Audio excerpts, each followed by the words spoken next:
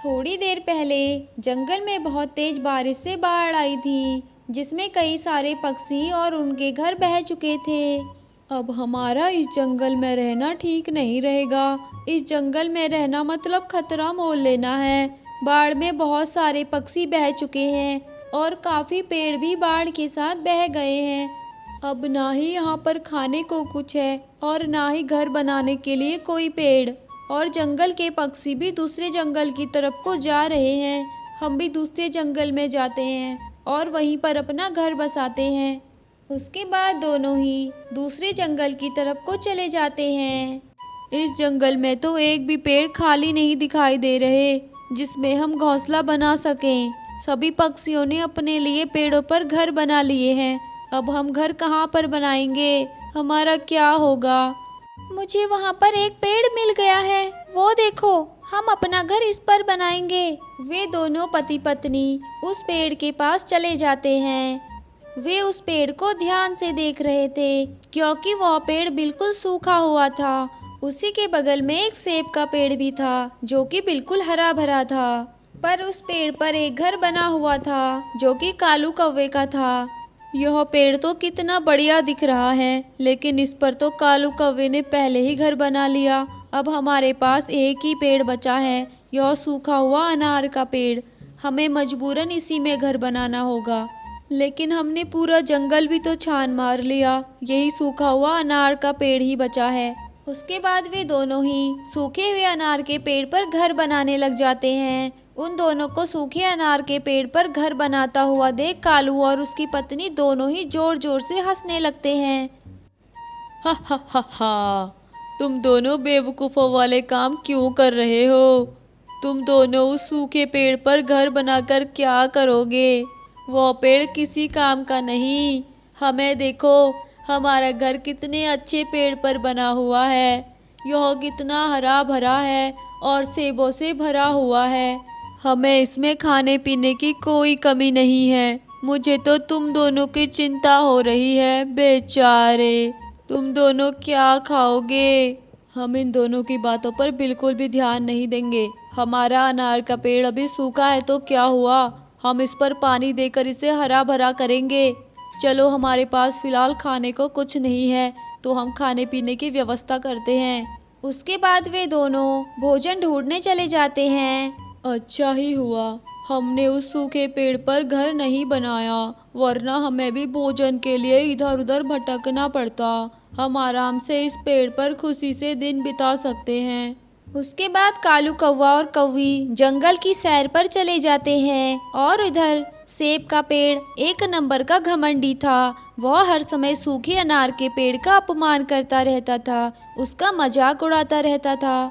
ए अनार के पेड़, तुम किसी काम के नहीं हो। मुझे देखो, मेरे पेड़ पर कितने सारे सेब लगे हैं और मेरे पेड़ पर तो पक्षी भी खुशी से रहने आते हैं और आगे के भविष्य के बारे में भी सोचते हैं। तुम्हारे पेड़ पर तो सिर्फ सूखी लकड़ियां ही हैं, फल तो बहुत दूर की बात रही। तुम तो किसी को छाया तक नहीं दे सकते। तुम्हें देखकर तो लग रहा है तुम कुछ समय बाद नीचे गिर जाओगे, फिर तुम्हारे पेड़ की लकड़ियों को पक्षी खाना पकाने के लिए ले जाएंगे। ये तुम क्या कह रहे हो? मेरे देखभाल ना होने से मैं सूख गया हूँ। मेरे पेड़ पर पानी डालना तो दूर की बात, मेरे पेड़ की तरफ तो कोई देखता भी नहीं है। और तुम मेरा मजाक उड़ाना बंद करो। अभी तुम्हारे पेड़ पर पत्ते और फल हैं, इसीलिए तुम्हें घमंड हो रहा है। तुम्हारा घमंड तुम्हारी सबसे बड़ी बीमारी है। यह कभी भी फायदा नहीं देगा बल्कि नुकसान ही देगा। एक दिन मेरे पेड़ पर भी अनार आएंगे, मेरा पेड़ भी एक दिन हरा भरा जरूर होगा।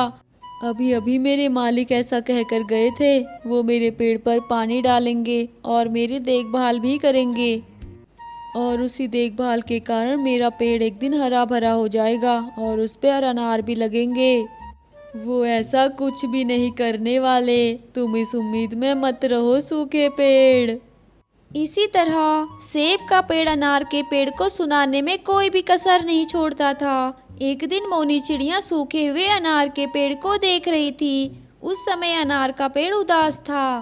तुम उदास मत हो सूखे अनार के पेड़, अब तुम्हें भी मालिक मिल गए हैं। हम तुम्हारे पेड़ पर पानी डालेंगे और दिन रात तुम्हारी देखभाल करेंगे और तुम्हारे पेड़ को हरा भरा बनाएंगे। उसी दिन से मानो चिड़ा और मोनी चिड़िया सूखे पेड़ को पानी देना शुरू कर देते हैं और रोज उस पेड़ को पानी देने लगते हैं। उसका दिन रात ध्यान रखते हैं। अब उस पेड़ को पानी देते देते कुछ समय बीत गया था और उस पेड़ पर पत्ते लगना शुरू हो गए थे। सूखे अनार के पेड़ पर पत्ते देखकर सेब का पेड़ हैरान हो गया था। एक दिन सेब का पेड़ अपने मालिक कालू कौवे से कहता है, मालिक, ये तुम देख रहे हो, अनार का पेड़ अब हरा भरा और ताज़ा हो रहा है, क्योंकि उस पेड़ के मालिक उस पर रोज पानी दे रहे हैं और तुम मुझ पर पानी नहीं दे रहे हो। इस तरह चलता रहा तो एक दिन मेरे सारे पत्ते नीचे गिर जाएंगे और मैं सूख जाऊंगा। फिर दोबारा कभी भी मुझ पर फल नहीं लगेंगे। कृपया करके आप भी मेरे पेड़ पर पानी दें। यह सुनकर कालू कौवा गुस्सा हो जाता है। क्या क्या कहा तुमने सेब के पेड़? तुम्हारी हिम्मत कैसे हुई अपने मालिक से ऐसा कहने की? हमने तुम्हारे पेड़ को घर बनाने लायक समझा, तुम वही बहुत समझो और तुम सोच रहे हो कि हम तुम्हारे पेड़ पर पानी डालेंगे। मैं तुम्हारे पेड़ पर कोई पानी वानी नहीं डालने वाला। अपने मालिक कालू कौवे की बात सुनकर सेब का पेड़ चुप हो जाता है। इसी तरह समय बीतने के साथ सेब का पेड़ सूख गया था और पास में अनार का पेड़ रोज रोज पानी मिलने से पूरा हरा भरा हो जाता है और उसमें बढ़िया से मीठे मीठे अनार लग जाते हैं। तब एक दिन अनार का पेड़ सूखे सेब के पेड़ से कहता है, क्यों सेब के पेड़, अब तुम क्या कहोगे? तुम्हारा घमंड आज कहाँ गया? देख रहे हो, तुम्हारे पेड़ पर आज एक भी पत्ता नहीं है। तुम पूरा सूख चुके हो और मुझे देखो, मेरे पेड़ पर पत्तों के साथ साथ अनार भी लगे हैं। मैंने तुम्हें समझाया था ना कि इतना घमंड ठीक नहीं।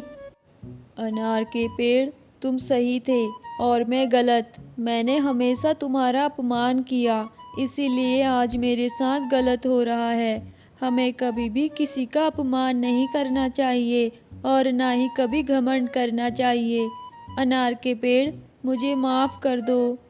और उधर वे दोनों अपने घर के अंदर बैठकर मीठे मीठे अनार खा रहे थे और सेब के पेड़ पर रह रहे कौवा और कौवी अपने घर के अंदर गर्मी से पक रहे थे, क्योंकि सेब के पेड़ पर हवा देने के लिए एक भी पत्ता नहीं था और खाने के लिए भी कुछ नहीं था। कौवा और कौवी उन दोनों के घर जाते हैं। चिड़िया, कृपया करके हमें कुछ खाने को दे दो, हमने 1-2 दिन से कुछ नहीं खाया। तुम्हारे पेड़ पर तो इतने सारे अनार लगे हैं, 1-2 अनार खाने को दे दो। हम तुम्हें अनार का एक दाना भी नहीं देंगे। जब तक अनार का पेड़ सूखा हुआ था तुम रोज उसका मजाक उड़ाते थे।